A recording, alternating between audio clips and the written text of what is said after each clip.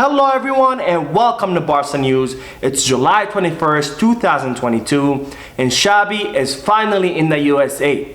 Also, Barcelona have reportedly activated their second economic lever, and I have several updates for you regarding the possible departure of Memphis Depay and the exit of several of Barcelona's players who don't figure in Xavi's plans for next season. We have a lot to discuss, so let's begin. Hello everyone, my name is Mo and I created this channel so it can be a one-stop shop for all Barcelona fans where they can come here and get the latest news regarding FC Barcelona. Whether it be transfer rumors, injury updates, post-match analysis, or anything else, you will find it here. So I invite all of you to please subscribe to the channel so you can stay current on all the latest news regarding our beloved club, FC Barcelona. Now I'll begin with the great news that Xavi was finally given the green light to travel to the USA, and he landed last night in South Florida where he was reunited with his team. Now Xavi met Robert Lewandowski for the first time as a Barcelona player, and the team will fly today to Las Vegas ahead of their match against Real Madrid in the summer Clasico that will take place on Saturday. Now it's being reported that Robert Lewandowski will most likely play against Real Madrid, so I will definitely be watching that match and I will post a match analysis after the conclusion of the match. Now another great news coming out of the club is that Barcelona have reportedly activated their second economic lever. Now, as I've explained many times before, Barcelona club members voted in favor of selling up to 49.9% of Barca licensing and merchandise, or BLM, and up to 25% of Barca media rights. Now, Barcelona activated its first economic lever when they sold 10% of Barca media rights for a maximum period of 25 years to the investment company Sixth Street in exchange for 267 million euros. Well, it's now being reported that Barcelona have activated their second economic lever with the sale of the other 15% of Barca media rights, also to the American investment company Sixth Street, in exchange for 400 million euros. Now the club is expected to make this announcement official pretty soon. Now out of the 400 million euros that Barcelona will get from this deal, they will only receive 300 million euros in cash, with the other 100 million euros going towards Barcelona's debt.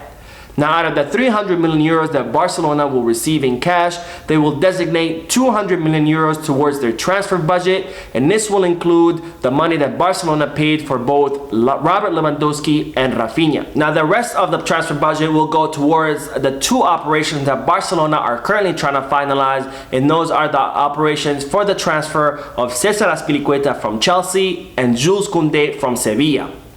Now Barcelona are expected to make an official offer for Jules Kounde once they make the activation of their second economic lever official.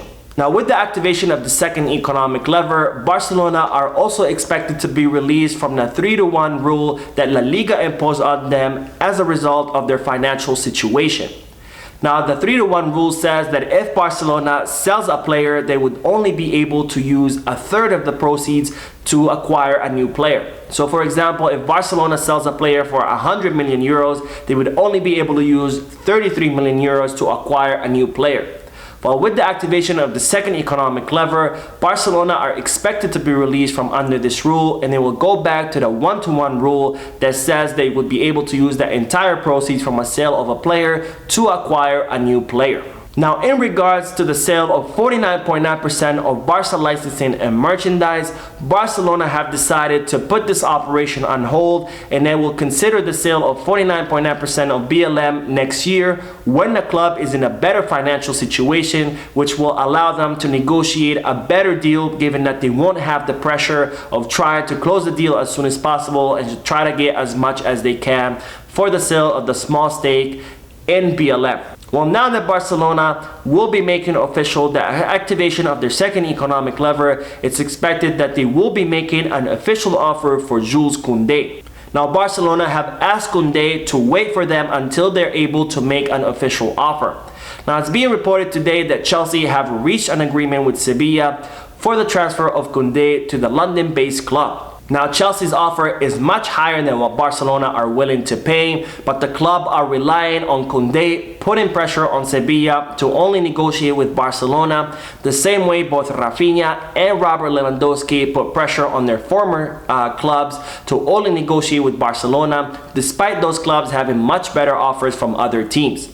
Now, there are reports saying that Kounde has a personal agreement with Chelsea, the same way he has a personal agreement with Barcelona, and that he's not putting as much pressure on Sevilla, the same way Rafinha and Lewandowski did.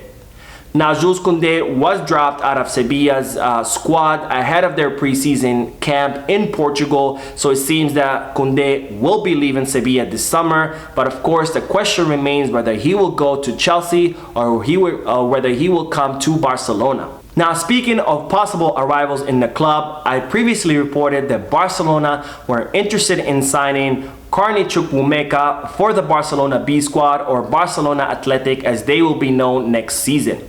Now, Chukwuemeka is an 18-year-old midfielder who's been described as powerful and versatile. He has a lot of promise and he's a rising star in the English football. Now, Chukwuemeka currently plays at Aston Villa and he has announced that he will not be renewing his contract with the Premier League club.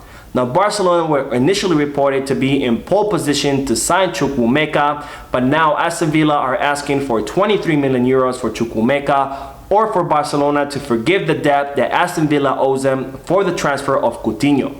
Well, it seems that Barcelona are not willing to do either, so they have withdrawn from the race for the young midfielder. Now, on to the news that there will be a big overhaul of jerseys numbers in Barcelona for the upcoming season. I already reported that Pedri has received the number 8 jersey and that Barcelona will be asking Memphis Depay for the number 9 in order to give it to Robert Lewandowski.